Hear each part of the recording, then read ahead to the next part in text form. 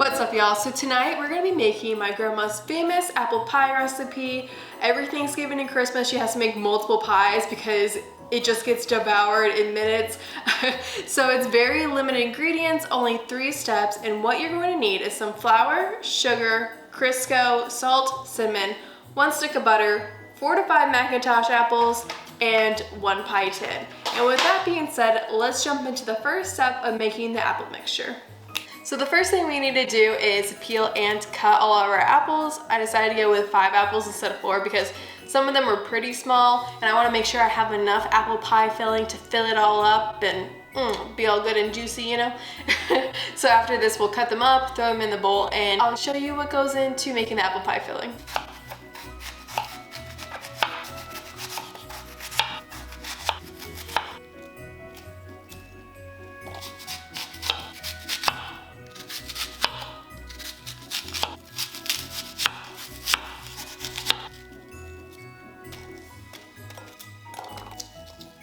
Okay, now we're into the fun bits. We're gonna start with 1 cup of sugar.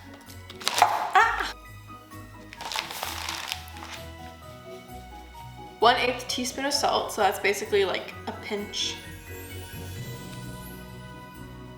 Yeah, that's about 1/8. 1/2 teaspoon of cinnamon. 5 tablespoons of flour.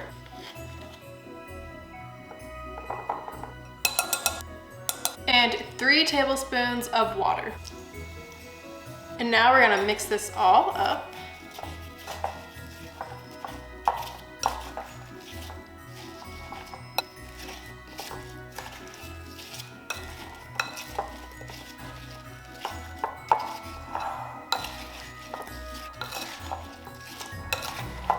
There we go, it is all mixed. This already smells so freaking good. So I'm gonna cover this, stick this in the fridge, and we're gonna start on that crust. Okay, it's time to start making the crust. It is very simple ingredients, but the crust is definitely the hardest part to get right.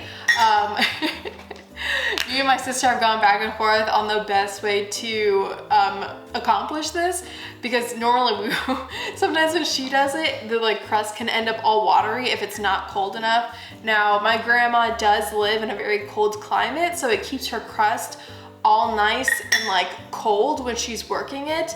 For me, I found putting it in the freezer if I feel like getting too hot definitely counterbalances that.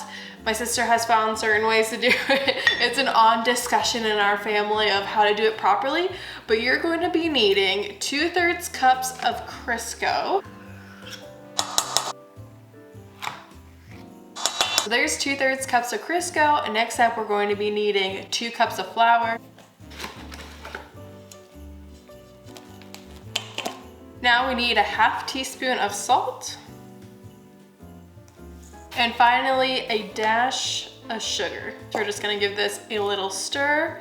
And now, my grandma's secret way to make the perfect crust is we're gonna make a flour and water paste and then slowly put it in to get the right texture in the crust.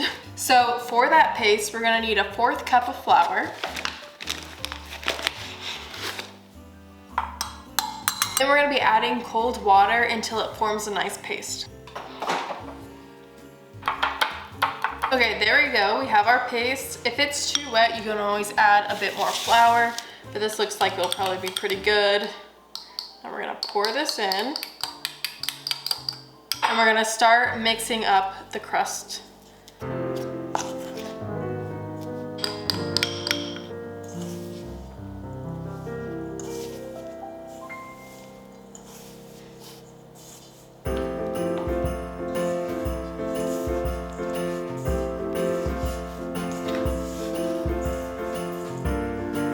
So as you can see, the dough is still pretty crumbly, so I'm gonna add a little bit more of that flour paste to get it to bind a little bit more together.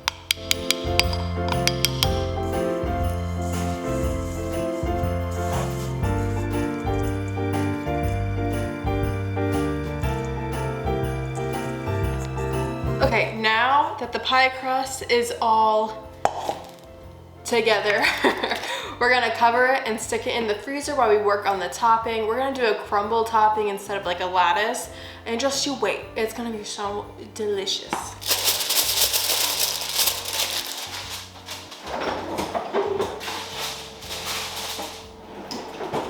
Okay, so I just set the oven for 425 degrees to start preheating while we work on this topping. Once the topping's done, we can go ahead and pull the crust out, roll it, slap it all together, and stick it in the oven. So this is all gonna start going pretty quick.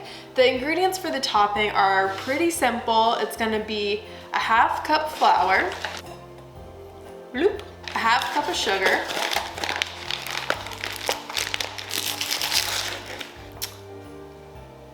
a bloop, and then 1 stick of butter. I like using Irish butter, but really you can use whatever you want. Come on, get in there, butter. Butter is better. Now we're just gonna take our fork and start mashing this all together to create that crumble topping.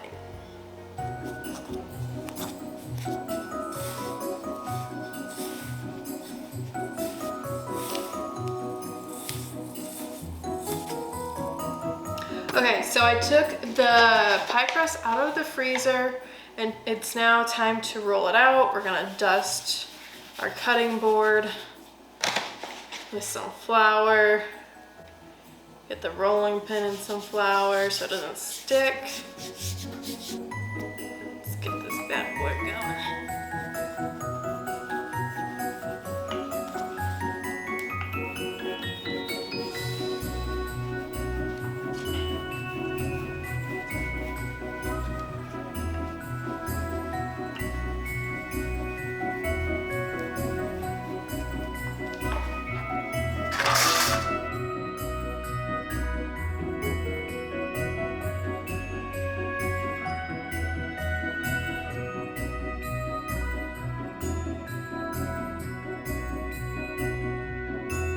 Okay, so now that the crust is all in the pan, I did throw it back in the freezer for about 2 minutes to 3 minutes to let it get all nice and cold again so it doesn't just melt when you put it in the oven. So now we're gonna throw in our apples that have been soaking and in the fridge in the good old mixture that we did at the very beginning.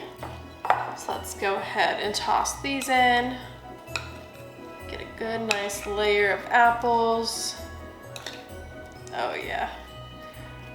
Ooh, I'm so ready to eat this. I'm gonna fill it all up. There we go.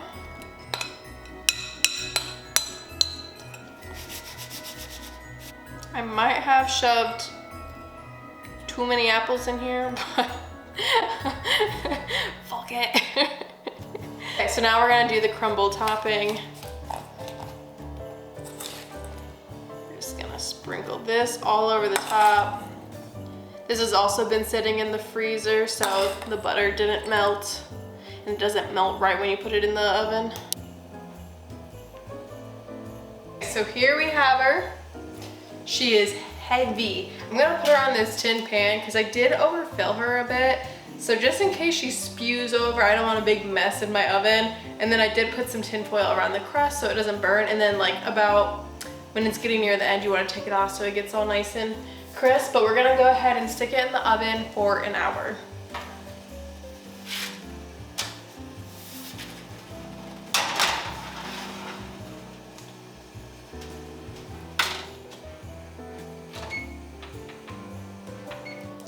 All right, y'all. So the apple pie is finished, it's cooled, and now it's time to cut into it.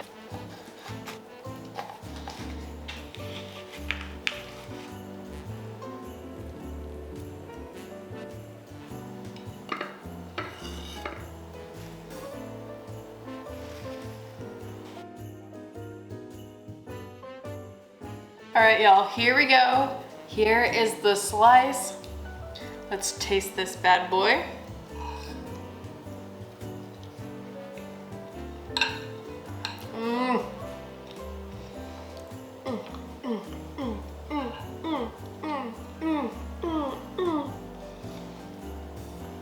So good.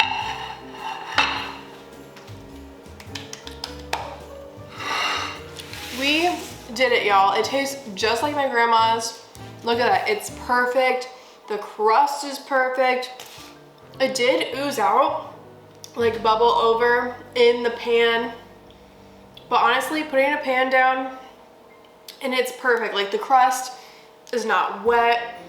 It's nice and crispy, even though it did spill over a little bit. You know, we just had a pan to catch it. It is so perfectly moist and crunchy and oh my goodness, y'all. I gotta keep eating it. So good. So good. Like look at that crust, look at that bottom, it's perfect.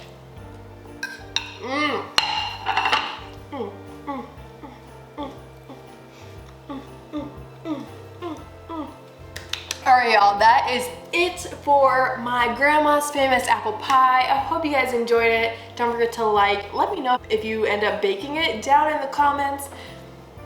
And I'll see you in the next one. Bye.